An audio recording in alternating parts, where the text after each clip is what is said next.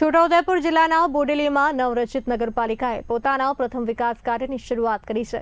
સંખેડાના ધારાસભ્ય અભયસિંહ તડવીના હસ્તે ₹59.67 લાખના સ્ટ્રીટ લાઇટ પ્રોજેક્ટનું ખાતમુહૂર્ત કરવામાં આવ્યું।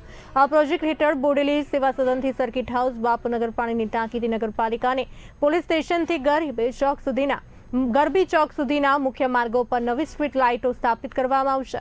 આ પ્રસંગે નગરપાલિકાના હોદ્દેદારો, અધિકારીઓ મોટી સંખ્યામાં નગરજનો ઉપસ્થિત રહ્યા।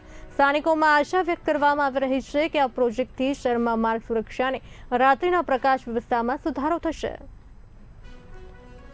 આજે બોડેલી નગરપાલિકા બન્યા પછી પહેલા વિકાસનું કામ અમે હાથ પર લીધું છે અને એ કામો જે છે બોડેલી સેવા સદનથી સર્કિટ હાઉસ, બાપુનગર પાણીની ટાંકીથી બોડેલી નગરપાલિકા સુધી, પોલીસ સ્ટેશનથી ગરબી ચોક સુધી આ કામો મુખ્યમંત્રી સ્વર્ણ જયંતિ યોજના હેઠળ સ્ટ્રીટ લાઇટના કામો જે છે અને આજે આ કામોનું અમે ખાતમુહૂર્ત કરીએ છીએ અને આ કાર્યક્રમમાં અમારી સાથે અમારા ઉપપ્રમુખ બોડેલીના બધા જ નગરસેવકો ઉપસ્થિત રહ્યા છે અને સાથે મળીને કામ કરીએ છીએ।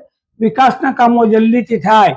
હજુ પણ 3 કરોડના કામો 10 દિવસમાં આવવાના છે, એના પણ અમે બધા ખાતમુહૂર્ત કરવાના છે। પેવર બ્લોક, સીસી રોડના કામો એ મંજૂર લગભગ થઈ ગયા છે અને એના ટેન્ડરો પણ થઈ ગયા છે, એટલે એ કામોનું પણ અમે જે સૂચના મુજબ એ પ્રમાણે બધા અમે કામ કરવાના છે અને આજે ખૂબ સારા વાતાવરણમાં બધા જ નગરસેવકો ઉપસ્થિત રહ્યા છે, એટલે હું સૌનો આભાર માનું છું। ભારત માતા કી જય।